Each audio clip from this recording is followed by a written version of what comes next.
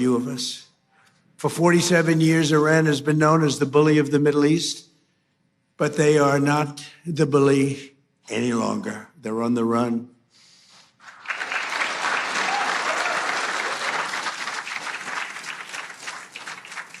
Last June, America's armed forces obliterated Iran's key nuclear facilities in one of the most spectacular military actions of all time. Nobody has ever seen anything like it.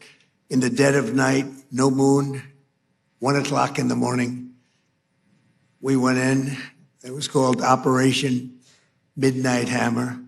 And every single one of those bombs hit their mark. Air shafts. They will never build an air shaft again, I promise you that.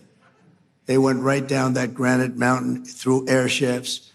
Most incredible technology you've ever seen, that a thing like that. And it was decimation, it was obliteration.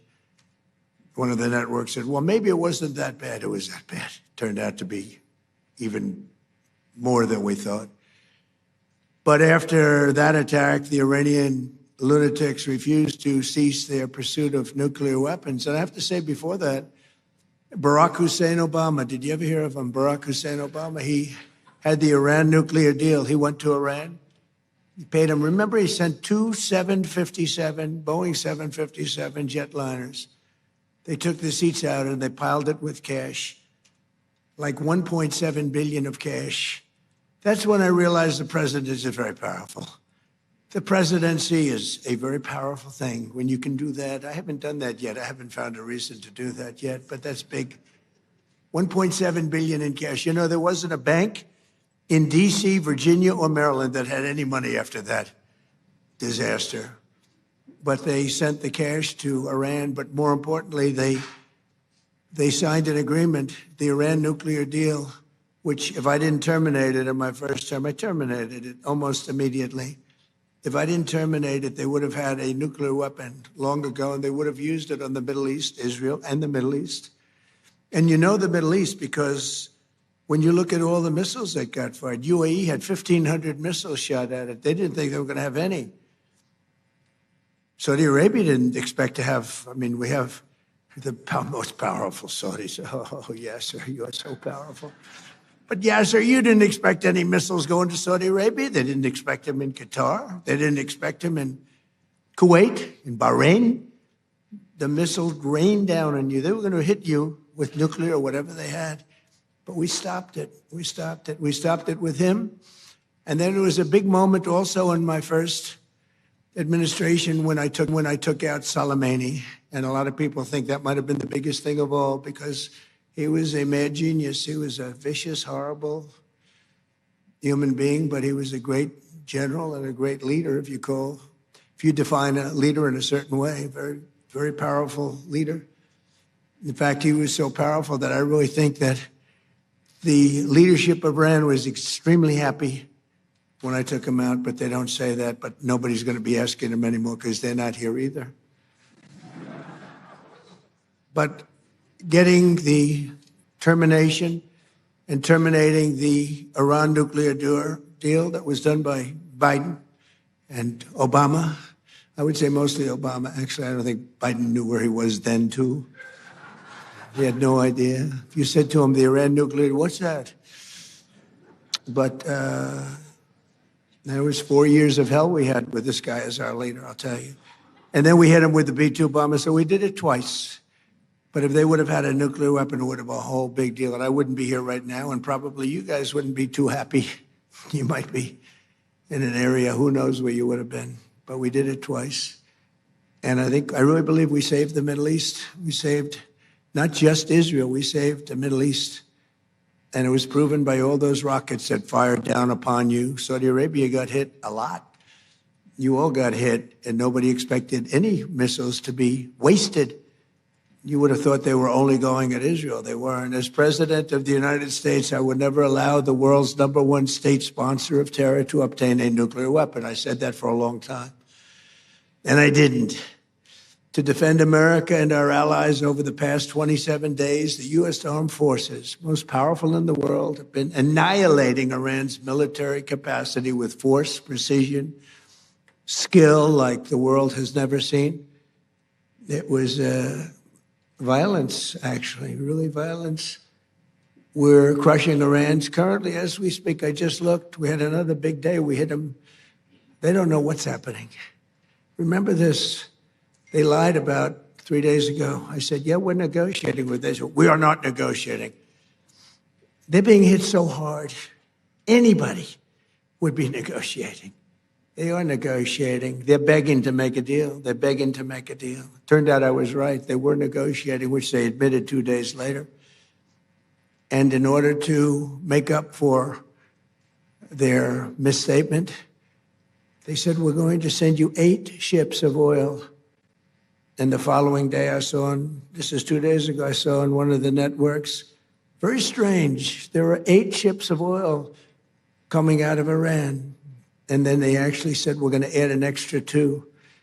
And they added an extra 2, so we had 10 ships. And then people realized we were actually negotiating. We're negotiating now, and it'd be great if we could do something, but they have to open it up. They have to open up the Strait of Hormuz. Excuse me for this. I'm so sorry. Such a terrible mistake. The fake news will say, he accidentally said, no. There's no accidents with me, not too many. If there were, we'd have a major story. No, well, we had that with the Gulf of Mexico. Remember the Gulf of Mexico? And one day I said, why is it the Gulf of Mexico? We have 92% of the area around it. They have 8%, really less than 8%. But for 350 years, it was called, they were there 100 years longer than us, Mexico. They're at 350, we're at 250. And I said, often asked myself, why do we call it the Gulf of Mexico? It seems like we dominate. Well, when I checked, it was more than 92%. So I announced, I wouldn't say Mexico was thrilled, but I announced that from now on, the Gulf of Mexico is going to be called the Gulf of America. And it took about 1 hour, and it was done. The president called me. She's really a nice person, too. I like her a lot. She called up. She had the most beautiful voice. She's a very elegant woman, has a beautiful, beautiful voice. She goes, President, tell me, this is not so. No, it's so. Oh, it's so. And then Google Maps changed it. We won the court case in about 1 hour, and Google Maps changed the name. And it's now the Gulf of America, which it should be in all fairness. We're crushing Iran's weapons stockpiles, destroying their missiles and drone factories at levels nobody ever thought was possible, and turning their defense industrial base into nothing. Iran's navy is gone. It's all sunk at the bottom of the Gulf and elsewhere. Did you see the attack submarine that we have, one after one of their boats? It was called the Soleimani. It was the pride of their fleet. But this attack submarine goes like 60 miles an hour. I'd never saw anything. And it caught them in about 2 minutes. And that was the end of the Soleimani. Now, then they're 100% dead. They have 22 mine droppers. They go on mine droppers. And the mine droppers, all 22 are gone. So I guess they can drop mines, but they're going to have to take them out by a rowboat because they don't have any boats. Their Air Force is dead, totally, completely dead. It's out of business. No planes left at all. Their anti-aircraft and communications capabilities are totally dismantled and dead. And their leaders are all dead. Other than that, I think they're doing quite well. No, their leaders are dead. Their supreme leader is no longer supreme. He's dead. Son is either dead or in very bad shape because nobody's heard from him. I think he says, just keep me out of this. This is the only country where nobody wants to lead. There's nobody. Who would like to lead Iran? Please raise your hand, a big audience of distinguished. Who would like to be our leader? Dead silence. Nobody wants to lead. Now, we have an amazing military. We have the greatest intelligence apparatus that anybody's ever seen. We can tell you everything that's going on. We know everything that's going on. We're achieving each and every one of the military objectives 4 weeks ago. And we're doing it. We're not into it. Very long. We wouldn't have thought we would have been. We knew it was going to be easy. We call it a military operation. We don't call it a war. We call it a military. We don't call it a war. We call it a military operation. We're very disappointed, by the way, with NATO. They didn't come to our aid. I didn't try too hard, actually, because I wanted to prove a point. I didn't sell. They probably think I'm a lousy salesman. I said, would you like to help us? To President of France, Macron, nice guy. He is a nice guy.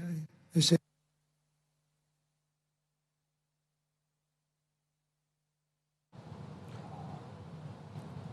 अमेरिकी सदर Donald Trump तकरीब से खिताब कर रहे हैं। उन्होंने कहा कि मैंने इसराइल और मशरिक़ वस्ता को ईरान से बचा लिया है। I said to the Prime Minister, I said, Mr. Prime Minister, we'd like you have 2 aircraft carriers. They're little ones. They're not very good. I know they don't go fast, and I know they don't work very well, but we could probably use them maybe for helicopters. And they said, yes, so. And they said, yes, so, yes, we are preparing them.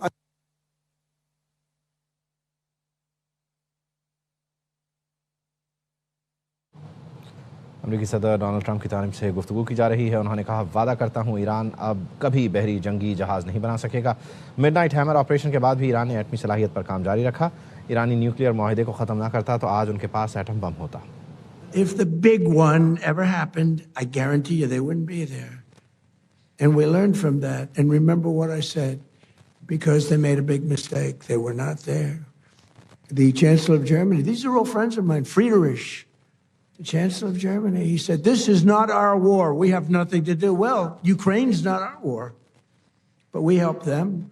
I wouldn't have had to help. If I were president, that war would have never happened. But we had a man of a very low IQ as president, and he had no idea what the hell he was. I was listening to him talk. I said, he's forcing an issue that's going to be trouble, and it turned out to be trouble. Last week, 28,000 soldiers died. The week before that, 32,000 soldiers died. I think we're going to get it settled, but it's a terrible thing. Worse since World War II. I settled 8 wars, and this should have been one of the easier ones, but the hatred between President Putin and President Zelensky is extreme. Never good. Hatred's a bad thing when you're trying to settle a war. I want to thank the entire kingdom of Saudi Arabia. Been very helpful, unlike NATO. Saudi Arabia fought, Qatar fought, UAE fought, Bahrain fought, and Kuwait fought, even though they shot down 3 of our planes with the finest missiles. We could have done without that. They didn't know they were our planes. They wasted 3 great Patriot missiles, and you have to say there's nothing like these Patriots. We had an attack of 101 a few days ago. 101 missiles shot at a very valuable thing that we had floating on the water, namely an aircraft carrier, biggest in the world. And they were shot, 101, going 2,500 miles an hour. And out of the 101 missiles shot, 101 missiles were shot down and spread out all over the sea. Pretty amazing. That's called incredible technology, right, Steve? That's called great technology. Think of it, 101 missiles going 2,500 miles an hour. You don't have a lot of time. And these aren't necessarily weightlifting soldiers. These are very smart people doing that. And I watched them. I watched their performance. Missiles launched. It's almost like they're bored by it. They have like 9 seconds ahead of FIFA, the most powerful man in sports. Johnny, you never choked, right? These guys can't choke, but they're very smart. High IQs. We need high IQs. We have too many low IQ people. But what happened is, you have to see it. It's very cool. Missiles launched, missiles launching. They're launching. Okay, we're ready. 101 missiles coming at them. All right, we have to have like 11 seconds to make a determination. Then at 7 seconds, fire. It's the most unbelievable thing. Fire, boom. One at a time, just knocked them out like they were nothing. Genius. It's like unbelievable. I mean, to think and we have the technology nobody has. Look at what happened in Venezuela. They had other equipment, not ours. They made the mistake of using other equipment. Didn't work too well. And Venezuela was, took 45 minutes. It was a 45-minute war. This one's bigger. This one's bigger. It's a bigger country, a lot more powerful. It's a lot more powerful, but it's not powerful anymore. Within 2 days, I think the damage was done, but now it's really done. Now we're just going after targets, and they have no anti-aircraft, so we're just floating over the top. So we're just floating over the top, looking for whatever we want, and we're hitting it. And we have another 3,554 targets left, and that'll be done pretty quickly. And then at some point, we're going to have to determine what we do. But they've never seen anything like it. When we hit Venezuela, that's a very strong military country. They have soldiers. If you've ever been there, they have a lot of soldiers walking around all over the place. Everyone's a soldier. Very military kind of a place. And there was a general, professional general, really good. And he said, we were all set for him. We knew there was a problem when we noticed at 1 o'clock in the morning, every 32 seconds, another airplane, a very fast plane, was coming off the deck of an aircraft carrier. That's actually the biggest aircraft carrier in the world. And every 32 seconds, boom, boom, boom. And it was 1 o'clock in the morning. So we said, okay, I think we're in trouble. But they were ready for us, Johnny. And we were ready. He said, we were ready. And then they hit us. And they came from 17 different angles. They were here, they were there. We ran for our lives. It was over. And it was over. And then we took this guy who was a very bad guy, and within literally minutes, he was in the back of a helicopter in a house that was in a big military base with thousands and thousands of soldiers. The house was all steel, with steel doors, steel everything.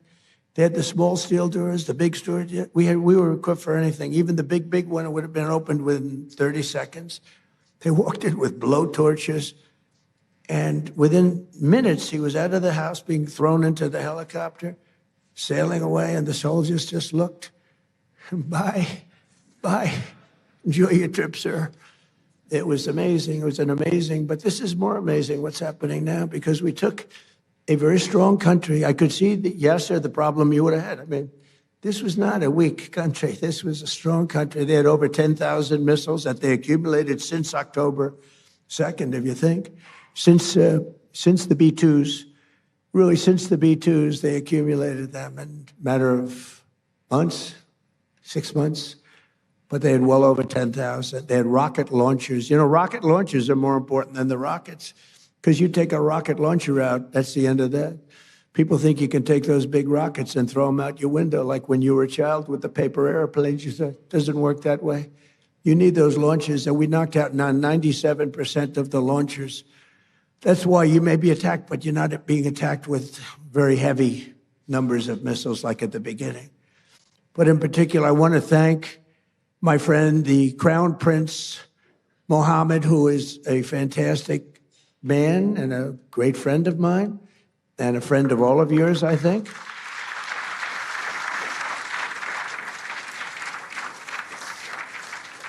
And he's a warrior. He was not afraid of this country that, frankly, he should have been afraid of, because they're very powerful.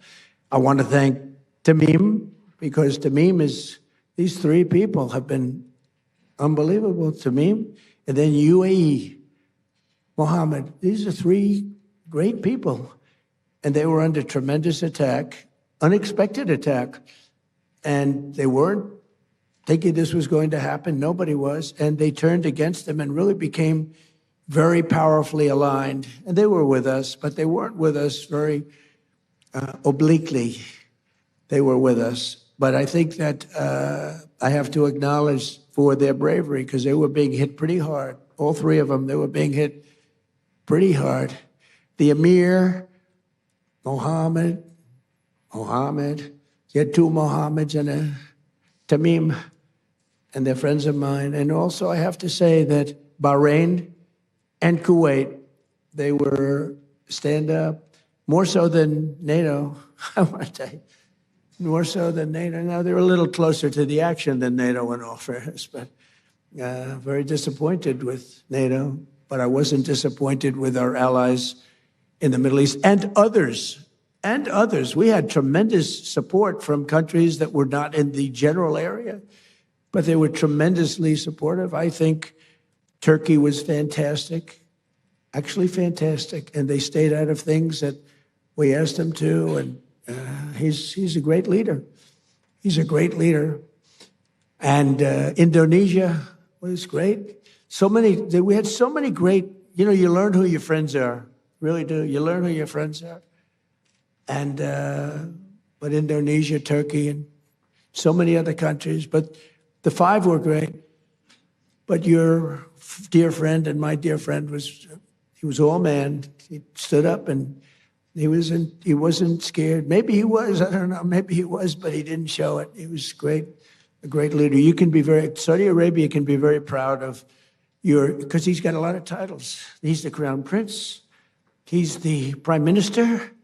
He's the future king. He's got about 7 other titles. I said, you have more titles than any human being on earth. He's everything.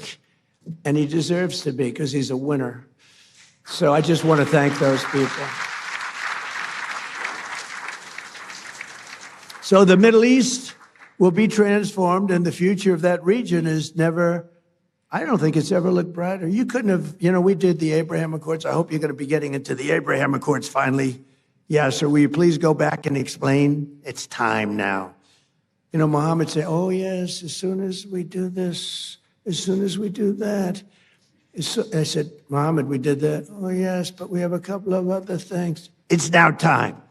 We've now taken them out, and they are out bigly. We got to get into the Abraham Accords. And we hope all of the countries are going to be in the Abraham Accords. We have some very brave countries that did it, years ago. They went in, and you know who they are, the early four, and they did a great thing in doing it, and it was great for them also economically, but it was a great thing that they did it. But I think all the Middle Eastern countries are going to be joining now. And in some cases, I would say all the Middle Eastern countries and beyond. You have people not in the Middle East that want to be members. You'll be seeing that soon.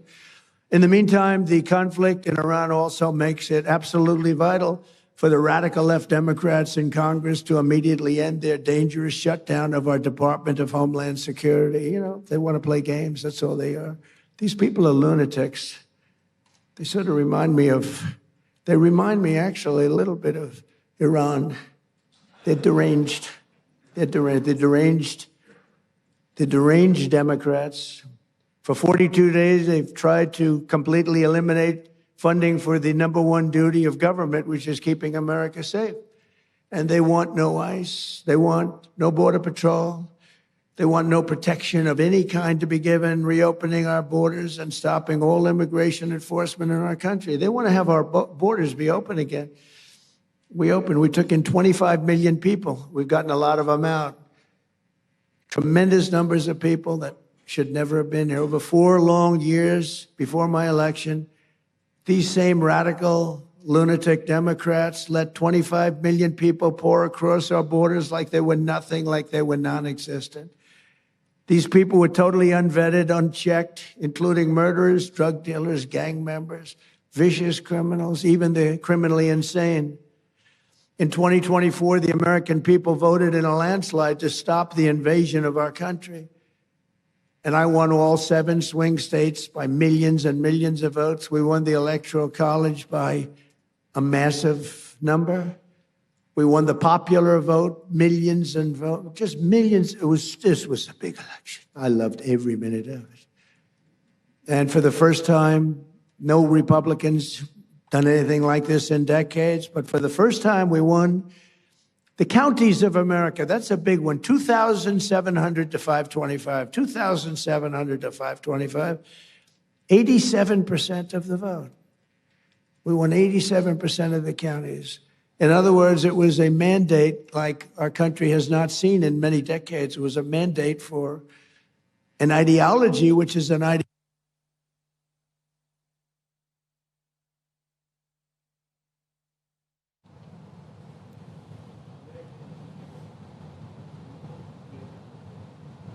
Republicans done anything like this in decades, but for the first time, we won The counties of America, that's a big one. 2,700 to 525. 2,700 to 525.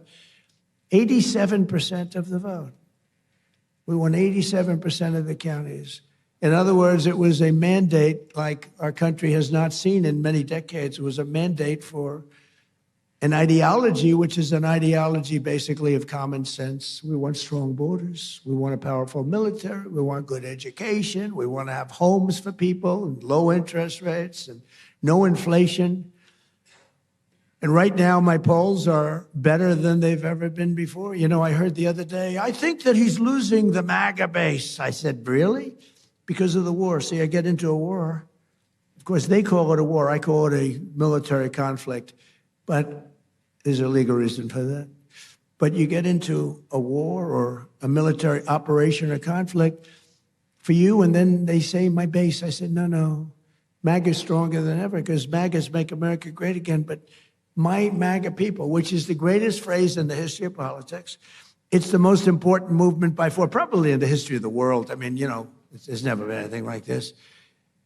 And in fact, just a few days ago, you have to understand, the fake news right back, oh, that's a lot of fake news. Yeah, so you brought a lot of fake news with you. They must know you're going to make a speech at some point because look at the... But what happened is the fake news was saying, he may, they hope. You know, it's like, oh, we got to get rid of this guy. They say, he may be losing his MAGA base. And that would be maybe the end of him. And then I happened to be watching CNN, which is terrible. They treat me terribly. In fact, just a few days ago, CNN had a poll that had me at 100% of MAGA voters. They said they've never seen anything like that. Can you put that up? I actually said if you could put it up. Do you have the technology to put it up? Go ahead, give it a shot. You know, sometimes you look at the polling data and there are numbers that just jump off the screen at you, and this is one of those. Because just take a look here. MAGA GOP view of Trump. Approved 100%, 100%. If you are a member of MAGA and the GOP, you approve of Donald John Trump. 0% say that they disapprove. You don't have to be a mathematical genius to know you can't go higher than 100%. He is the 1972 Miami Dolphins. Good technology, thank you. I figured you'd have good tech. I said, I wonder if they could put that poll up. We just did it 2 minutes ago. No, but I was watching this and I'm hearing them saying, could he be losing the MAGA base? I don't think so. You know why? Because MAGA wants to win, number one. Number two, they want our country protected. They don't want another country out there that's hostile and crazy to have a nuclear weapon. And number three, they like us protecting certain allies, whether it's Israel or Saudi Arabia or Qatar or UAE, any of them. They want that. MAGA wants strength and they want victory. They want success. And that's what we have. And we have been very, very successful. You know, when I went into Venezuela, I said, because I campaigned on the fact peace through strength, you wouldn't have to use. I built this great military. I said, you'll never have to use it. But sometimes you have to use it. And Cuba's next, by the way. But pretend I didn't say that, please. Pretend I didn't say that. Please, please, please, media, please. Disregard that statement. Thank you very much. Cuba's next. So despite the radical left Democrat shutdown, we will continue to defend the sovereign borders of the United States of America and we'll defend our allies. And your ally, you didn't know they were that tough, did you? You didn't know. They were pretty tough, Iran. Not tough anymore. Now we'll continue to deport dangerous criminal aliens from our country. Just days ago, an 18-year-old girl in Chicago named Sheridan Gorman was gunned down by a savage criminal alien led in by Sleepy Joe Biden and released in a Democrat sanctuary city. He was an animal. The same month, an 83-year-old veteran, highly regarded person, was shoved onto the subway tracks and murdered by an illegal alien with a long criminal history in New York City. These are vicious criminal thugs, disgusting human beings that Democrats have defunded our airports to protect. They want our airports to be defunded so that these people can come into our country. Not going to happen. We're not going to have it. That's why this week I deployed ICE to our airports to help reduce the delays. People there are doing a great job, but they didn't want to pay them. The Democrats didn't want to pay them. And a short time ago, I also ordered emergency funding to resume paying the TSA agents immediately. They're getting paid. Democrats must stop their dangerous and destructive shutdown and reopen the Department of Homeland Security without delay. And it's time that they start thinking properly. That's why they lost in such a landslide and put America first. It's time that they start thinking about America first. And we're honored to be joined tonight by many distinguished guests from around the world, including FII Institute Chairman Yasser Al-Romayan. Where are you, Yasser? Come here, stand up. Yes, yes, please. What a nice name. What a nice name. And his son, Faisal. And by the way, I've known him really well, but I've never heard his last name. So I'm saying, who the hell is Yasser? I know Yasser. I said, who the hell is that guy? But I know him by Yasser, right? I didn't know if it was your first name or your last name. All I know is he's got a lot of power. All I know is he's got a lot of cash. And he's another great leader, actually, and he's a good friend of mine. So nice to be with you and nice to be with your son. Son's beautiful. Saudi Minister of Finance, Mohammed Al-Jadaan. Thank you very much. Thank you very much. Nice to see you again. Good job. I mean, if you want to be a Minister of Finance, Saudi Arabia is a good place to do it, right? You don't have any dearth. There's no dearth of funds. Most places, they say, where are we going to get the money? How about a tax increase? Minister of State, Mohammed Al-Sheikh. Mohammed. Thank you very much. Great honor. Chairman of the Saudi Esports Federation, His Royal Highness Prince Faisal. And of course, please. Thank you. And of course, the kingdom's wonderful ambassador to the United States, Her Royal Highness Princess Rima, who's great.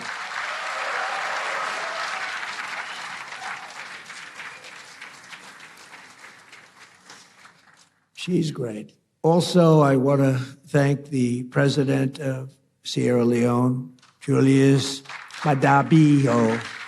Madabio, I love that name. Thank you. Great honor to have you. And chairman of the FII Institute Executive Committee, Richard Atias. Thank you, Richard. As well as special envoy, I call him Henry Kissinger, who doesn't leak, because Henry is a big leaker.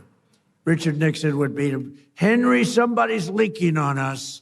There's somebody leaking. Henry would say, we'll get to the bottom. It was Henry that was leaking. That wasn't good. So we have Henry Kissinger, better than Henry Kissinger, and he doesn't leak. Special envoy, Steve Witkoff. Thank you, Steve. Doing a great job. And he and Jared Kushner, they're like a team, and boy, I tell you, they're a good team. High IQ. It's a high IQ team. You want to find your high IQ people. Director of the Office of Science and Technology Policy, Michael Kratsios, a Greek individual. Where's Michael? He was at the Greek event. Hi, Michael. He was at the Greek event yesterday, so I know he's Greek. They asked me, please, sir, would you introduce Michael? CMS administrator, a phenomenal man, a brilliant man. He had a show on television for like 20 years that was so great. I was on his show. He said, would you do me a favor? Would you go on my show? I said, yeah, I'll go on your show. It's a big show. It was very successful. And I went on his show, and he determined that I should lose weight. This is what I went through. He said, I think you should lose weight. I said, I don't need you saying that in front of millions of people. You don't have to tell me that. But he's a great guy, and I don't know how he ever got the job after that, but he's the most powerful man, actually. Medicine, him and Bobby. What a team. Bobby is great. He's great. Dr. Oz, you know that, Mehmet Oz. And they're coming up with things that are amazing, a little out of the box, but the out of the box guys are really finding things that are amazing. Autism, that's so important to us. We want to find out, why is it happening in such large numbers all over the world, but why is it happening in our country all over the world? And you're coming up with some pretty impressive studies and answers. A really good friend of mine, the president of FIFA, Gianni Infantino, and Johnny is great. You know, when I didn't get the Nobel Peace Prize, you got to understand, I don't care. Norway has lost so credible. I stopped 8 wars. I even stopped India and Pakistan. And they were going at it for a week. They had 9 planes already shot down. They were in a war. I stopped them. You know how I stopped them? I said, if you keep fighting, I'm going to put a 250% tariff on each one. No, you cannot do that. I said, I'm doing it. All right, we won't fight anymore. That's how I stopped them. I used tariffs to stop. You ever hear of anything like that? It was too much for them to bear. But they were going to be in a war. And the prime minister, actually a great guy, the prime minister of Pakistan said President Trump saved 30 to 50 million people. 2 nuclear countries would have happened. And I figured, if I don't get the Nobel Prize for Peace, nobody will ever get it.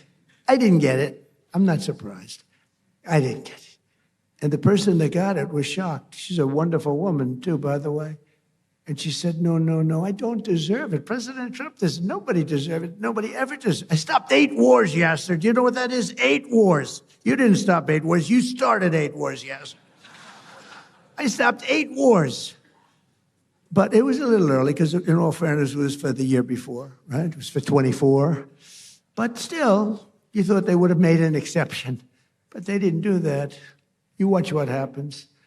But it was sort of amazing. So she was so nice, and she actually came to the White House, and she presented me with her award. She's a wonderful woman. But stopping wars is my, it's the best. I think I do it the best. I stopped wars that nobody thought. President Putin called me. He said, I can't believe you stopped this one and this one, which are impossible. Azerbaijan, it was an impossible war to stop. We stopped it. But we also have a man who's probably good at stopping wars. I know he's good at being a tough guy. He is a tough guy. He's been very tough on crime, and he's done a great job. Miami Mayor Francis Suarez is here someplace. Francis, hi. How are you? And we have our great son. He's got the best genes, I think, of any human being I've ever known. He's my son, Don Trump. Don, he's a great guy. And his fiancée, Bettina. Good, Bettina, good. No, my son's got the greatest genes in history. I'm a big believer in genes, by the way, I will tell you.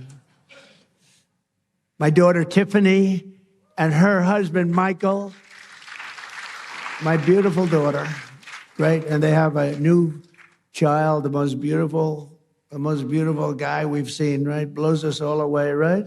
He's great. Thank you for being here. And countless other business leaders. We have so many friends of mine here, so many business leaders, but we can't go on because we have a couple of moments more to discuss the world and the economy. Over the past 14 months, the Trump administration has achieved perhaps the most dramatic one-year turnaround of any nation in all of history. A short time ago, a man that we just discussed, the king, the future king of Saudi Arabia, and I also love the king of Saudi Arabia. What a man he is. When I was there, we bonded. He would grab me to get up. He was a little frail at the time, and this was a long time ago, and he's still doing well. And he'd grab my arm to get up when I was sitting next to him. And they said that's the only time he's ever grabbed anybody. He would grab me all the time. And I said, I think he likes me. And he did like me, and he still likes me, and he's a great man, and say hello to him. He's a great guy with a great son.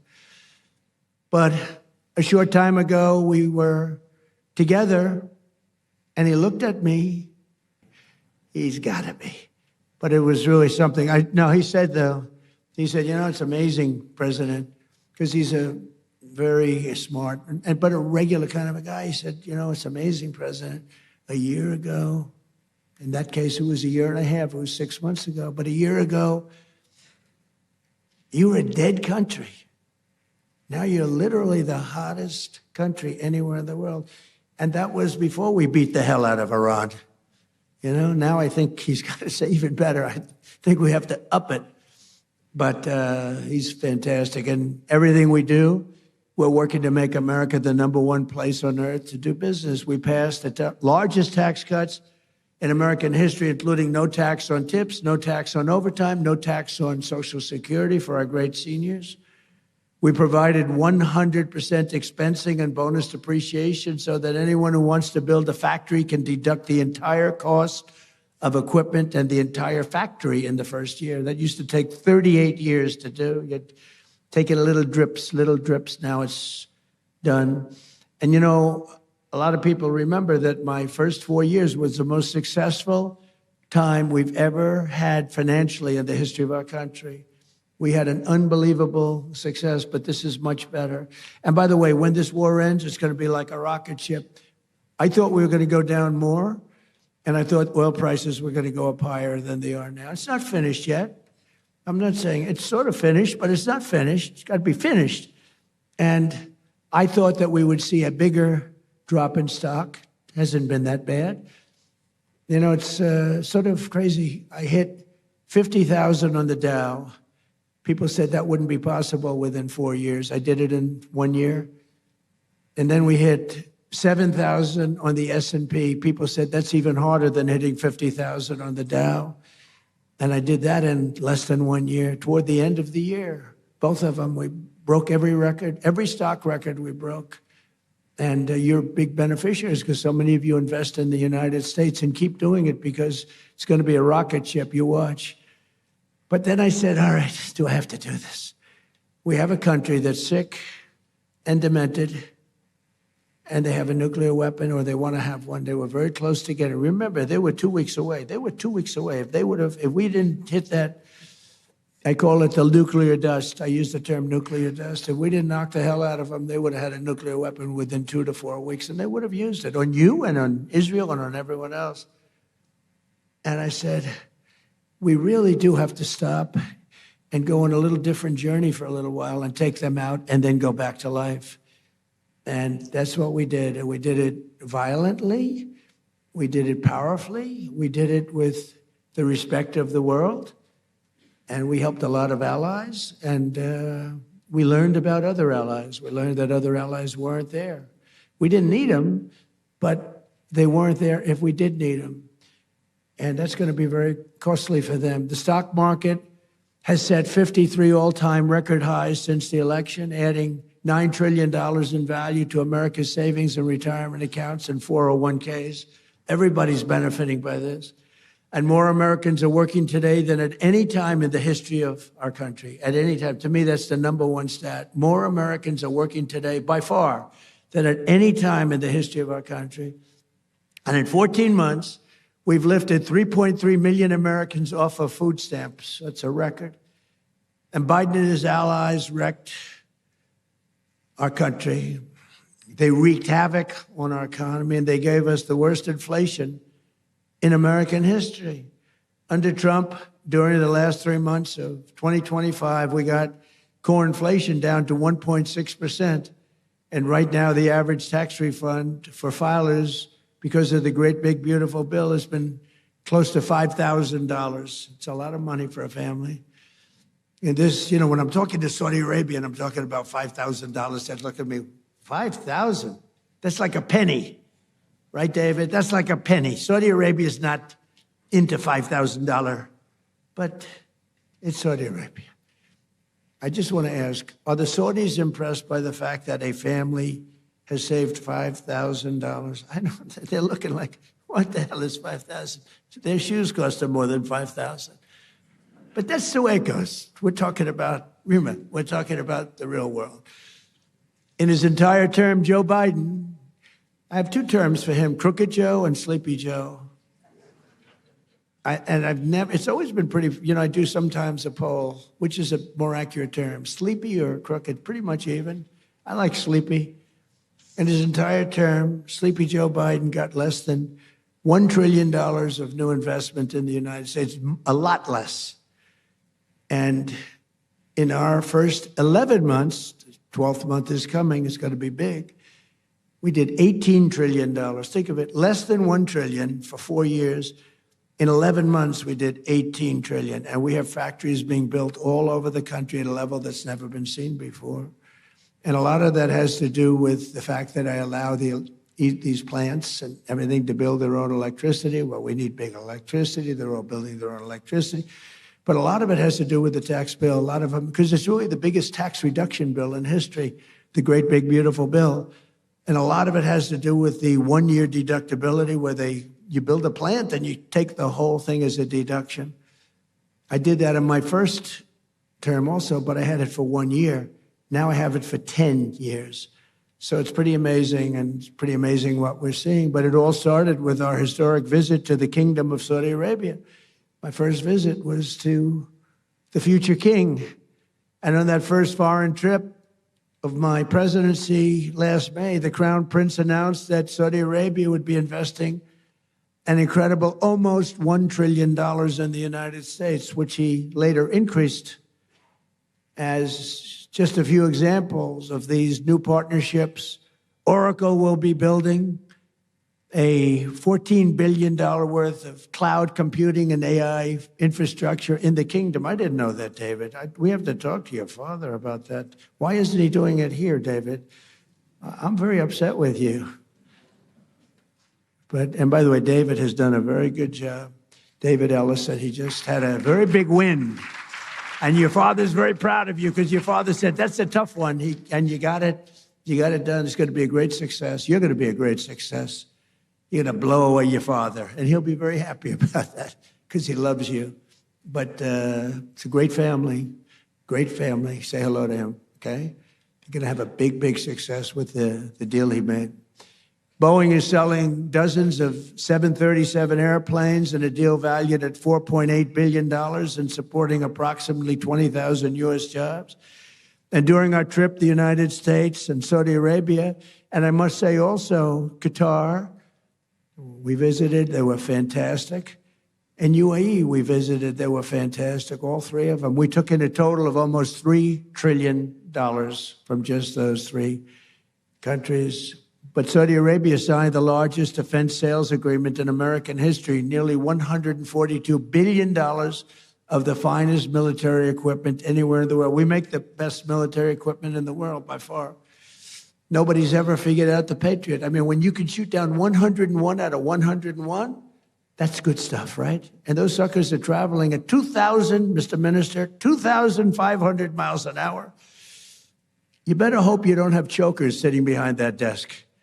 Because if they're about 1 second late, that's the end of it. You know, you say, well, we missed them. They're coming. When I hosted the Crown Prince at the White House last fall, we officially designated the kingdom as a major non-NATO ally, first time. And for the very first time, we agreed to sell Saudi Arabia perhaps the most capable fighter jet ever built, the F-35. The F-35 is amazing. And we sell them very sparingly. We don't want other people to have them.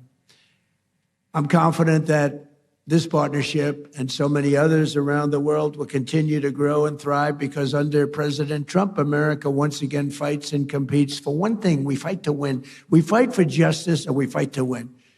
We don't fight to be politically correct like we did under other presidents where we fought to just keep fighting and fighting and fighting. And, you know, when I took out ISIS, I was told by generals it would take 4 to 5 years. And I met General Raisin Kane, who's our top person, head of the Joint Chiefs of Staff. I said, if I ever do this thing again, if I ever get in, I'm putting that guy as the head of the Joint Chiefs of Staff. I went to see him in Iraq, and I said, why is it taking so long to destroy ISIS? We have the best weapons in the world. And I understood why, but I had generals, I call them the television generals. They weren't any good. Mattis, Milley, they weren't any good. They were lousy. But they said, sir, it will take about 4 years. When I went over and I met General Kane, I said, how long will it take? 4 weeks, sir, you'll have a lot of time left over. I said, wait a minute, did you say 4 weeks? 4 weeks, sir. It'll take 4 weeks. You'll have a lot of time left over. That's our new head of the Joint Chiefs of Staff. And he said, how do you do that? Well, sir, we were only able to fight from this one very far away location because nobody wanted to use all of our portable runways that we have all over the Middle East. We have portable runways, can you believe it? We have everything.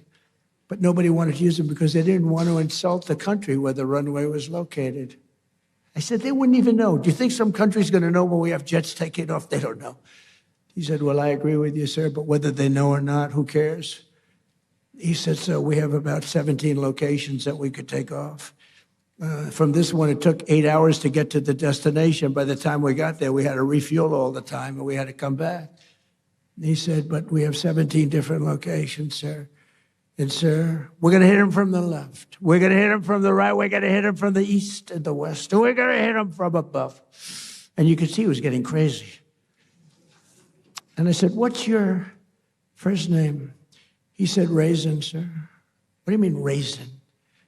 My name is Raisin. I said, you mean your name is Raisin Kane? And he said, yes, sir. You're the guy I'm looking for. I've been looking for you for 4 frickin' years. I found Raisin Kane. His first name is Dan, but his nickname is Raisin. And I loved that. I loved Raisin Kane. And I said, if I ever get in, this was before I decided to even run, I said, if I ever run and if I win, that guy's going to be the head of the Joint Chiefs of Staff. That's exactly what happened. Then he was all for me, and I'm all for him, but he's a great general. He's like one of these football coaches that's great. You know, there's some great ones, Johnny, right? And all they do is they sit, their wives are complaining, everyone's complaining. They never go, they don't see anybody. They just go into the room and they study film and tape it. Then they go out and win, and everyone says, how come? And other guys are out there playing golf. They're not winning. And he's been great, and Pete Hegseth has been amazing. He's been amazing. Pete has done a great job. He was born for it. I really believe he was born for it. We have a lot of great people. We have a lot. We had a great first 4 years, but the people we have now, like when I won, I'd never done it before. I ran. Everyone thought I was doing it for fun. Even Steve Witkoff, he said, you're doing it for fun, right? No, I guess. I don't know. I didn't know what I was doing it for. Maybe. But they all said, no, he's going to run, and in September he's going to have a lot of fun. He'll drop out. And then the debates came, and I did good in the debates, and we're knocking people off, all senators, governors, mostly senators and governors, all professional politicians, smart guys. You can't be stupid and be a senator or a governor. It doesn't work that way. Other than Biden, he got lucky. He was in a room. They locked him in a room, and he never got to talk. So, but that's a whole other story. But I ran, and then all of a sudden there were 18 people, including me. Then there were 15. Then there were 12. Then there were 9. Then there were 6, 5. It's like a rocket ship. 4. And then all of a sudden I won. But I never did it before. I went to Washington. I said, I've only been here 17 times, and I've never slept over. I didn't know anybody. So I had to take recommendations from rhinos and some good people. I mean, there were recommendations, and some were really good. I mean, I had some great people. Look, I rebuilt our entire military in the first term. We got the largest tax cuts in history, the largest regulation cuts in history in the first term. We did good, but I didn't have the same people generally. But I went home and I watched this thing closely. And by that time, I knew the good, the bad, and the ugly. I knew the good ones. I knew the bad ones. And when I came back, I picked great people. We have an unbelievable, we're talking military now, but we have an unbelievable group because I got to know it. I was never in Washington. You know, it's hard. I never ran for class president. All of a sudden, ladies and gentlemen, your next president of the United States is Donald Trump. I said, really? I never did this before. Johnny, I said, how the hell did this happen, right? But it did happen, and we had a great first term. But the second term is blowing it away, to be honest with you. It's really blowing it away. And when we decide to leave, regime change, I guess we change the regime. The regime gets blown up every 2 days. No, everybody's afraid to announce who's the head. We don't even know who the hell the leader is. So I think we have regime change already. But we're going to be, at some point, we'll be leaving. And I think you're going to see a rocket ship because we won't have that dark cloud hanging over our heads, Steve, right, that we did before, which was a nuclear-armed, sick country of Iran, because it might have affected your country, Saudi Arabia, and the others, and it certainly affected Israel more than anybody, the hatred they have for Israel. But it also affected us because with modern day equipment, they can fly. And how about the fact that they flew a missile 2,700 miles the other day? They didn't say they had that. Nobody knew they had that. Went 2,700 miles. So we learned a lot, but we're determined to have the best technology, the brightest minds, the greatest businesses, and the strongest economic and security partnerships of any nation, anywhere in the world. And for this reason, we're also committed to ensuring the United States remains number one in artificial intelligence. We're doing great. We're leading China by a lot. And I'll not allow radical left maniacs to sacrifice American AI leadership to red tape or political correctness. It's going good. We're doing really well. We're building factories all over America, the biggest in the world. And in America, we don't fear the future. We invent the future. We're really inventing the future. We have the most brilliant minds. And we invite all nations to join us in building the most powerful AI ecosystem on the planet. We're building more automobile plants than any time in the last 50 years. For a lot of reasons. I think number one, maybe the election, but number two, and a close number two, is tariffs. The tariffs are driving people in from Canada, Mexico, Germany, Japan, South Korea. They're coming in. We're building auto plants all over the United States.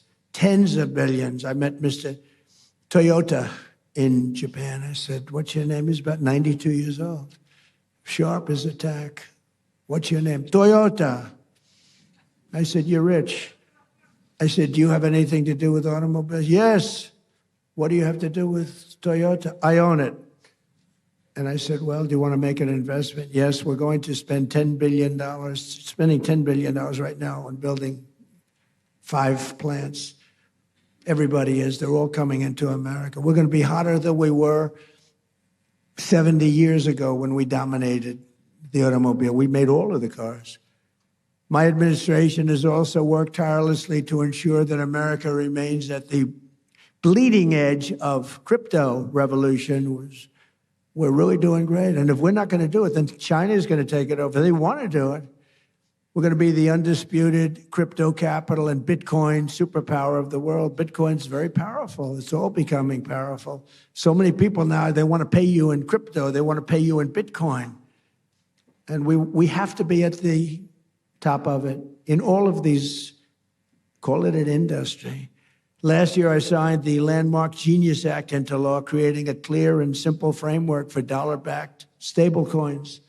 And this was a historic achievement, and I'll not allow Democrats and their big bank donors, although they've had a lot of support for crypto. They will say that. The Democrats have been very strong on crypto. They want to see it too, which is shocking if you want to know the truth. But we don't want any pointless regulations or needless restrictions. We want to have free enterprise, open. America became the world financial capital because we were the strongest and the freest nation on earth, and the Trump administration's going to keep it that way. We're very open. And I tell people, if you have problems, call me. And some of them are amazed. I actually take their call and get their problem solved. For 4 long years, our country was pushed to the brink of destruction by radicals and thugs and stupid people who punished success, pillaged our economy, dismantled our borders, and surrendered our strength. But today, all of that is behind us. Our country is prospering again, I think, like never before. I would say, it's amazing. I knew I'd do it. I didn't know I was going to do it. I had no idea it was going to be this fast. But you never know. I had no idea I'd be going into Iran. I didn't think we'd have to do that. But it turned out we did, because they became more and more radicalized and more threatening. Our economy is booming again, and America is respected again all over the world, perhaps like never before. With the help of business leaders, innovators, allies, and partners like those in this room, incredible people in this room, incredible success stories, the most successful people in the world. We'll seize every opportunity, overcome every challenge, defeat every threat, and America and our allies will thrive and prosper and win like no nations have ever won before. You're going to win like you've never had before. So I want to just thank everybody very much, and I'm asked to take a few questions. And unlike other politicians, they would like the questions screened. I don't ask for screening of the questions. You can ask me anything you want. You can talk sex. You can do whatever the hell you want. I'm here for you. Whatever question you want, you can ask. So do you want to do that? Do we have some people handling this? Here he comes. Look at this man. Very powerful man coming up, ladies and gentlemen. We'll take some questions. Good. Thank you. Thank you very much, Mr. President. Thank you so much. And thank you for accepting to take 5 questions. We don't want to take too much of your time. So let's talk about business. In one sentence, where should the world invest in America right now? Say it, what? Where should the world invest in America right now? Well, look, the one that they're going crazy about is AI. Now, sometimes you'll say, let's go the opposite, because I've seen it. You know, everyone goes, but AI is going crazy. AI, so my family, we made Don, the whole family. Erica's doing a good job. All of us, Ivanka, we liked real estate. When you can make money in real estate, it's a great business, but I see some of these guys come into my office, they're wearing a T-shirt and they're 24 years old. Dad, he's got a net worth of $24 billion. I said, you gotta be kidding. Off a little contraption. So, but the money seems to be, right now, AI. And also, if you're in school, like you're going to the Wharton School or the Stern School or any of these great schools, I mean, the numbers that they're paying to go into that business is incredible, where you see people getting a $10 million bonus to sign, like baseball players or football players. We're giving you a $10 million. I mean, I hate to say because it sounds ridiculous, but there have been some $100 million bonuses paid to sign. So I think probably if you're going to say one thing, AI, and just hope that it works, right? You better hope. So, Mr. President, what is the one leadership trait the world is missing right now? What is missing in leadership? Well, it's winning. You got to win. You know, I've watched a lot of people, leaders, great leaders. And, you know, the one thing about sports is you break it down into, you know, a 2-hour period, something nice. You don't have to wait a lifetime to find out is somebody a winner or a loser. You got a lot of losers, mostly losers, fortunately. It's a good thing to have a lot of losers. I always like to hang around with losers, actually, because it makes me feel better. I hate guys that are very, very successful, and you have to listen to their success stories. I like people that like to listen to my success. But I find, and I found this, and I'm only kidding, I want to say that, sort of. But I find that people that win, it's much easier to lead when you're successful and you win. You know, Vince Lombardi was a very tough person, a very tough football coach. He was sort of a violent guy, actually. I knew him. But he won, and he got away with things because he won. You know, I used to say, if you win, winning helps you to become a better leader. People follow you if you win. And not everybody can win. Some people win, and some people don't win. But when you win, it's a lot easier to lead. Talking about winning, Mr. President, the world is entering in a new economic era. Who do you think are the winners and who do you think will be the losers? Are you talking about as nations? Yes. Well, or sectors? The United States right now is the hottest country anywhere in the world, by far. And we've done it very quickly because we have a good system. Now, it's somewhat radicalized because the Democrats are really holding us back, and you better hope they don't get in because they'll destroy a lot of what we've built. But right now, the United States, as the king, future king of Saudi Arabia said, we're the hottest country anywhere in the world. I must say, I respect China greatly because it's amazing that with a system that in theory shouldn't work, you know, we go to school and we go to the best business schools and we do well in those schools. And we read about free entrepreneurship, and we read about all of these different things. But you look at China, how well they do, how well they manufacture. I mean, they manufacture cars so many that they actually have a contest for who can manufacture the least cars because they have so many cars. You have to have great respect for China for the job they do. Like them or not like them, you have to respect them. So precisely, you will be going to China in May. Yes, I'll be going. We had a meeting, and I called up President Xi. I get along really well with him. He even approved the TikTok deal. He said, I will not approve that deal to other people, not to me. And I thought it was good if we could keep it going. I like it because I'm the #1 person on TikTok. Can you believe it? I put a chart up there, another chart. You want to put another chart up? Like we did with fake news CNN. I said, let's see what happens. So we got a group of very big investors, the biggest investors, and they really wanted to buy TikTok. And I did very well on TikTok in the election. I won the youth. I did tremendously well with youth because of TikTok and other things, certain interviews, et cetera. But I did very well. And I sort of developed a liking for it. And I was told that it will never be approved by China. You had to get approval. And I didn't really care. And then it got to a point where all of these very successful people were willing to pay a lot of money for TikTok. And I called up President Xi. I said, do me a favor. Will you approve it, please? It's good. It's good for China, good for us, good for everybody. Would you do me a favor? I know you said it was a hard no. And I said, I know you said no to everybody, but you haven't said no to me. Would you do me a favor? Would you approve it? It's good for China. It's good for us. You have a lot of big investors. They're investing in China also. They have a lot of money in China. I would appreciate it. He said, okay, I'll do it. Nice. It was very nice. And they bought TikTok, and it's going to do good. And it was done with the consent of China. We get along well with China. China used to take big advantage of us, but they don't take advantage of us anymore. Now we compete very nicely with China.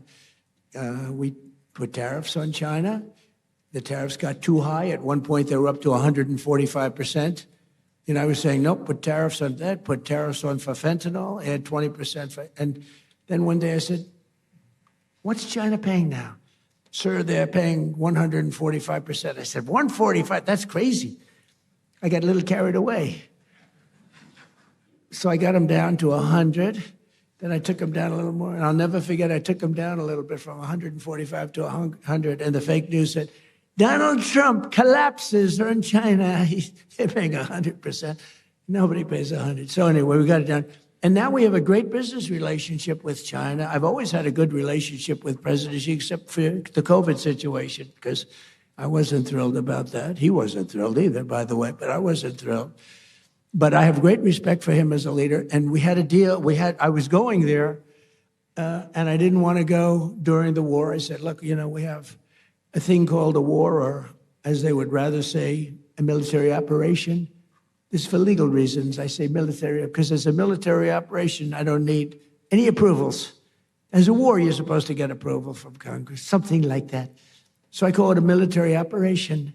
But we have that going along, and I'd like to delay it. So we delayed it a few weeks, so I'll be going very shortly. Mr. President, we have few leaders here, business leaders from Africa. And of course, we have His Excellency, the President of Sierra Leone. What is your vision about Africa today? Well, I tell you, it's got tremendous potential. Now, I've been hearing about this for a very long time, and I have a lot of friends that have bet the ranch on Africa. They're very smart. It's got tremendous earth. It's got tremendous value underground, which is a very important. So do we. So does America. We have the most oil, gas, and coal and everything of any nation on earth. It's a big advantage.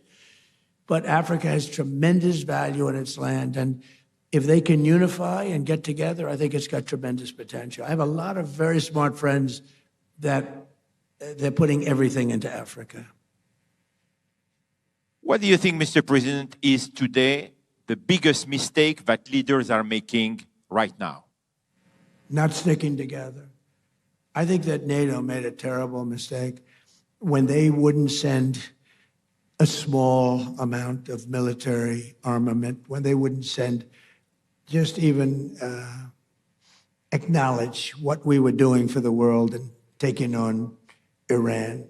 I never considered it very risky, but war is always risk. A lot of strange things happen in war that are very bad, but I didn't consider it. I know how great we're the greatest military by far anywhere. There was nobody close. I didn't think there was a big risk, but there's always surprises with war. They can be very bad surprises. I mean, wars are lost that should be won. Many wars are lost. You think A country is going to wipe somebody out and they end up getting wiped out themselves. So it's always risky. But I think a tremendous mistake was when NATO just wasn't there. They just weren't there. It's going to make a lot of money for the United States because we spend hundreds of billions of dollars a year on NATO, hundreds of protecting them. And we would have always been there for them. But now, based on their actions, I guess we don't have to be, do we? Mr. President, That sounds like a breaking story, yes, sir. Is that breaking news? I think we just have breaking news. But that's the fact. I've been saying that. Why would we be there for them if they're not there for us? They weren't there for us. if you had one bet on the future, what would it be? That the United States will, with good leadership, remain the dominant country anywhere in the world. But you still need leadership. I mean, look at the last 4 years were so bad with the bad leader. You need leadership. And, in theory, you need to have that. You need the open, fair elections. You need a free press. We have a terrible press. We have a very corrupt media. Think of it. I got 96% negative stories, and I won in a landslide. And you know what that means? That means that the media has no credibility. You can't get mostly bad stories, fake stories. They were fake. The polls are fake. That's why I appreciate that one poll that I saw up there at 100%. She's never seen 100%. Nobody has. But you have to have a free and open media. And when a media can give you 96 to 97% bad stories, they write stories about it. Trump received 97% bad stories, and I won in a landslide. And that means very simply that the media has no credibility because that can't happen. Now, I also have a voice more than most people. I can come up and talk about it and convince people without necessarily reading the New York Times, which is fake. I mean, if you read the New York Times, you would think we're doing badly against Iran. Remember, they have no Navy, wiped out. 159 ships at the bottom of the sea in 3 days. They have no Air Force, all wiped out.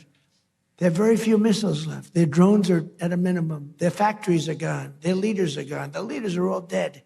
They're all dead. Nobody ever heard of the people that are left. And if you read the Times, you think we're doing poorly.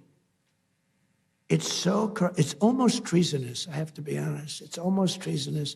But fortunately, we have other media that's fair and honest and honorable. And you have to go out and do some of your own talking because nobody else will. You know the expression? I have to sell myself because nobody else will. My last question, Mr. President, is the same question I asked you last year. What do you want your legacy to be? Well, I'll tell you what. So I told you that I settled 8 wars. That means millions and millions of people. And some of those wars were going on. One was 34 years. One was 32 years. One was 29 years. One was 22 years. They were long-term wars and a lot of people being killed every year. So I've saved millions and millions of people. And I mean, I know it doesn't sound right for me to say this, but I'd love my legacy to be made as a great peacemaker, because I really believe I'm a peacemaker. It doesn't seem it right now, but I think I'm a peacemaker. Okay? Ladies and gentlemen, Mr. President of the United States of America, Donald J. Trump. Thank you very much. अमरीकी सदर Donald Trump Miami में तकरीब से खिताब कर रहे थे। इस मौके पर उनकी जानिब से मुख्तलिफ उमूर पर गुफ्तगू की गई। ईरान जंग से मुतालिक भी उन्होंने बात की और कहा कि ईरान का नया सुप्रीम लीडर मर चुका है या अपलत में है। नए ईरानी सुप्रीम लीडर से मुतालिक कुछ पता नहीं चल रहा है। ईरान ऐसा मुल्क है जिसकी क़यादत कोई नहीं करना चाहता। इस सारी सूरत हाल में नेटो से बहुत मायूस हुआ हूँ। और अमरीकी सदर ने मज़ीद कहा कि हम मुज़ाकरात कर रहे हैं और इसका कोई नतीजा भी निकलेगा। मुज़ाकरात होंगे लेकिन आबराए हुर्मुज़ को खोलना पड़ेगा। अमरीकी सदर ने स्टेट ऑफ हुर्मुज़ को स्टेट ऑफ ट्रंप भी कहा अपने इस खिताब में। वहीं साथ ही साथ उनकी जानिब से कहा गया कि अमरीकी जनरल्स ने मुझे बताया कि इराक़ में दाइश को ख़त्म करने में 4 साल लगेंगे। जनरल ने बताया है कि दाइश को 4 हफ्तों में ख़त्म कर दूंगा। जनरल कैन से कहा है, मैं तुम्हारे जैसे बंदे को ढूंढ रहा था। मैं इंसाफ और जीतने के लिए जंग करता हूँ, जारी रखने के लिए नहीं। मैं माजी के सुदूर की तरह नहीं कि जंगें बस चलती रहें। मेरे ख्याल से ईरान में रजीम चेंज कर दी गई है। अब ईरान में पता नहीं चल रहा कि क़यादत कौन कर रहा है। उनकी जानिब से मज़ीद कहा गया कि मेरे ख्याल से ईरान में रजीम चेंज हो चुका है। हमने सोचा कि ईरान को रोकने के लिए कुछ ना कुछ करना पड़ेगा। वो मशरिक़ वस्ता पर कब्ज़ा करने का इरादा रखता था। और अमरीकी सदर डोनाल्ड ट्रंप की जानिब से वज़ीर आज़म शहबाज शरीफ का भी जिक्र किया गया और उन्होंने कहा कि पाकिस्तान के वज़ीर आज़म शहबाज शरीफ ने कहा कि मैंने एटमी जंग होने से रोकी। मैंने सोचा कि मुझे नोबेल इनाम नहीं मिला तो किसी और को भी नहीं मिल सकेगा। 8 जंगें रोकने के बावजूद कहा गया कि अमरीकी सदर नोबेल इनाम का हकदार नहीं है। मैंने जिस तरह जंगें रोकी, रूसी सदर भी हैरान हुए। ट्रंप ने मजीद कहा कि सऊदी वली अहद को कहा है कि अब मुआहिदा है इब्राहिमी में शामिल होना पड़ेगा, अब्राहम अकॉर्ड का हिस्सा बनना पड़ेगा। स्टीव विटकॉफ और जेरेड कुशनर से मुतालिक बात करते हुए अमरीकी सदर ने कहा कि वो बेहतरीन काम कर रहे हैं। पाक भारत जंग का भी उन्होंने जिक्र किया और कहा कि पाकिस्तान भारत समेत 8 जंगें मैंने रुकवाई हैं और पाकिस्तान भारत जंग में 1 हफ्ते में 9 जहाज़ गिराए गए। अमरीकी सदर ने आज के अपने इस खिताब में 9 जहाज़ों का जिक्र किया और कहा कि पाकिस्तान और भारत को कोई नहीं रोक सकता था, सिर्फ और सिर्फ मैंने रोका। मैंने कहा कि जंग जारी रही तो 250% टैरिफ लगाऊंगा। पाकिस्तान के वज़ीर आज़म बेहतरीन शख्सियत हैं। उन्होंने मुझे कहा कि मैंने एटमी जंग होने से रोकी है। शहबाज शरीफ ने कहा कि मैंने 30 से 50 मिलियन अफराद की जान बचाई है। 8 जंगें रोकी तो मुझे लगा कि मुझे नोबेल इनाम मिलेगा। मुझे नहीं मिलेगा तो किसी को भी नहीं मिलेगा, लेकिन मुझे ये इनाम नहीं दिया गया है। मैंने जिस तरह जंगें रोकी, रूसी सदर भी इस पर हैरान रह गए। और साथ ही साथ वज़ीर आज़म शहबाज शरीफ का जिक्र किया, भारत पाकिस्तान की जंग बुनियाद मरसूस का जिक्र किया। आज के इस खिताब में 9 जहाज़ गिरने का, 9 जहाज़ गिरे इस जंग में बुनियाद मरसूस में मई 2025 में, ये अमरीकी सदर डोनाल्ड ट्रंप ने कहा है। वहीं साथ ही साथ उन्होंने मुख्तलिफ उमूर से पर बात की और चीन के दौरे से मुतालिक, चीनी सदर से मुतालिक बात की। रूस यूक्रेन जंग का भी उन्होंने जिक्र किया और वहीं साथ ही साथ अमरीकी मीडिया से मुतालिक भी उन्होंने तनकीद की और फेक न्यूज़ का जो एलिमेंट मौजूद है उससे मुतालिक भी बात की और कहा कि ये फेक न्यूज़ मुसलसल ईरान से मुतालिक जंग पर गलत रिपोर्टिंग कर रहा है। वो बता रहा है कि ईरान के पास बहुत कुछ है, लेकिन ईरान की बहरिया और ईरान की फ़ज़ाइया सभी तबाह हो चुके हैं। ईरान को कई साल पीछे धकेल दिया है। ईरान जोहरी सलाहियत हासिल करने से चंद हफ्ते दूर था। अगर हम ये हमला ना करते तो वो मशरिक़ वस्ता पर कब्ज़ा करने का इरादा रखता था। वो टोल वसूल करना चाहता है आबना हॉर्मुज़ में। वो स्टेट ऑफ हॉर्मुज़ नहीं है बल्कि स्टेट ऑफ ट्रंप है। अमरीकी सदर ने आज स्टेट ऑफ हॉर्मुज़ को नया नाम भी दिया है। उन्होंने कहा कि सऊदी अरब, यूएई, कतर की क़यादत बहुत बहादुर है। मशरिक़ वस्ता के इत्तेहादियों का उन्होंने शुक्रिया अदा किया और कहा कि अब वक्त आ गया है कि मुआहिदा इब्राहिमी में बाकी मुल्क भी शामिल हो जाएँ। सऊदी वली अहद को मैंने ये कह दिया है कि अब मुआहिदा इब्राहिमी में शामिल होना चाहिए। ईरान के नए सुप्रीम लीडर का उन्होंने जिक्र किया और ये कहा कि वो ज़ख्मी हैं या उनकी क्या हालत है ये पता नहीं चल रहा है। ये भी मालूम नहीं है कि इस वक्त ईरानी सुप्रीम लीडर कहाँ हैं, ईरान की क़यादत कौन कर रहा है, बल्कि ईरान की क़यादत इस वक्त कोई करना ही नहीं चाहता है। हम मुज़ाकरात कर रहे हैं, नतीजा कुछ ना कुछ ज़रूर निकलेगा, मुज़ाकरात होंगे, लेकिन आबना हॉर्मुज़ को भी खोलना पड़ेगा।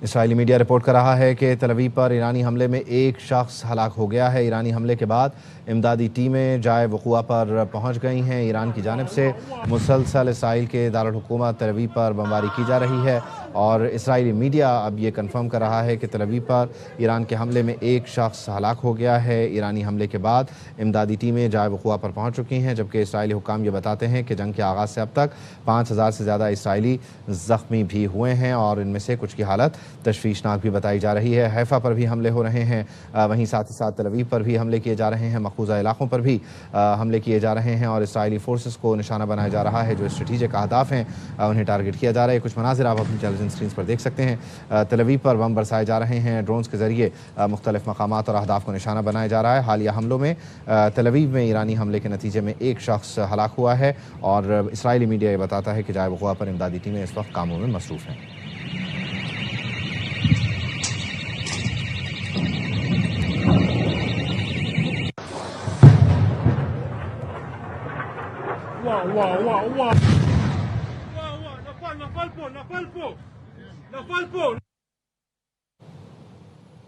दूसरी जानिब अमरीकी अखबार ये दावा कर रहा है कि सऊदी फ़ज़ाई अड्डे पर ईरानी हमले में 10 अमरीकी फ़ौजी ज़ख्मी हुए हैं। जंगी तैयारे को भी नुकसान पहुंचा है। ईरानी मिसाइल पर जुमे को प्रिंस सुल्तान फ़ज़ाई अड्डे को निशाना बनाया गया। ईरानी हमले से कई अमरीकी रिफ्यूलिंग तैयारे मुतासर हुए हैं। वॉल स्ट्रीट जर्नल की जानिब से यह बताया जा रहा है ईरान के हमले में ड्रोन तैयारों को निशाना बनाया गया है। सऊदी बेस पर हमले में 10 अमरीकी फ़ौजी ज़ख्मी हुए हैं। प्रिंस सुल्तान फ़ज़ाई अड्डा है कि जहां पर ईरान ने हमला किया। सऊदी फ़ज़ाई अड्डे पर ईरानी हमले में 10 अमरीकी फ़ौजी ज़ख्मी हुए हैं। जंगी तैयारे को नुकसान पहुंचा है। बताया जा रहा है कि ईरानी हमले से कई अमरीकी रीफ्यूलिंग तैयारे मुतासर हुए हैं, जबकि इससे पहले ब्लूमबर्ग भी ये बता चुका है कि अमरीका को नुकसान पहुंचा है। अमरीकी फ़ज़ाइया को ख़ास तौर पर कुछ तैयारों का नुकसान उठाना पड़ा है। अभी ताज़ा हमले में प्रिंस सुल्तान फ़ज़ाई अड्डे को निशाना बनाया गया है। 10 अमरीकी फ़ौजी ज़ख्मी बताए जा रहे हैं, जबकि जंगी तैयारे को नुकसान पहुंचने की भी इत्तला है।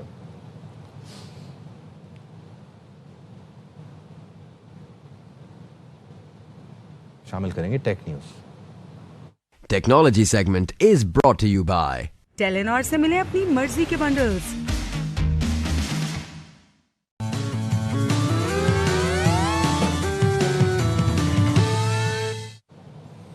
चीन की खलाई टेक्नोलॉजी में अहम पेशरफ। ज़मीन के निचले मदार में सेटेलाइट को ईंधन फराहम करने का कामयाब तजर्बा कर लिया। चीनी मीडिया के मुताबिक इस अमल में एक जदीद लचकदार रोबोटिक बाजू इस्तेमाल किया गया, जो स्प्रिंग नुमा ट्यूब्स और मोटर्स की मदद से मुख्तलिफ जावियों पर हरकत करते हुए सेटेलाइट से जुड़कर रीफ्यूलिंग अंजाम देता है।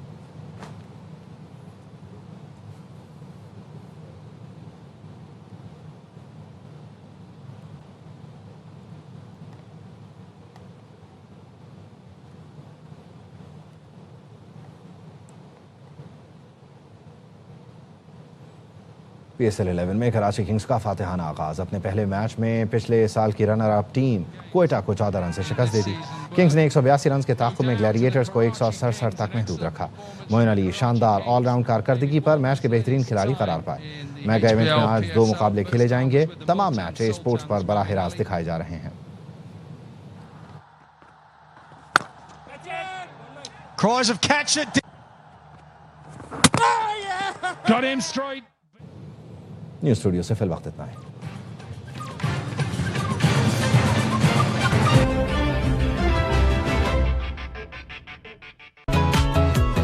Give me a smile.